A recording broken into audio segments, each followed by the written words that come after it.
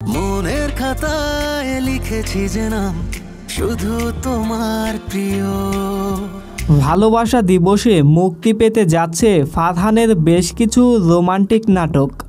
প্রিয় দর্শক, আপনারা জানেন অনেক দিন যাবৎ মুশফিকার ফারহানের নতুন কোনো নাটক দেখা যাচ্ছে না, আর এর জন্য ফারহান ভক্তরা অধীর আগ্রহে বসে রয়েছেন নতুন নাটকের অপেক্ষায়।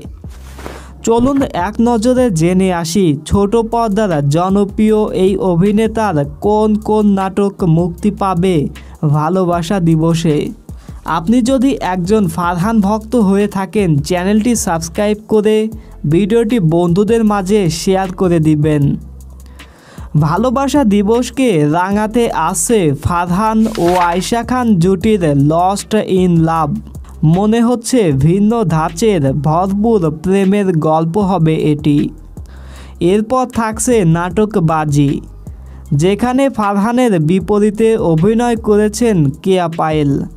এই জুটির নাটকগুলো দর্শকের অনেক পছন্দ, কেননা এই জুটির কেমিস্ট্রি বিল্ড আপ অনেক ভালো হয়ে থাকে।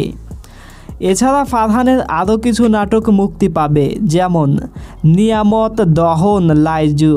তবে কোন কোন নায়িকাকে সঙ্গে নিয়ে ফারহান আসছেন এটি এখনও অফিসিয়ালভাবে জানানো হয়নি। সো ভাই ব্রাদার্স, এই ছিল ফারহানের সামান্য কিছু নাটকের আপডেট।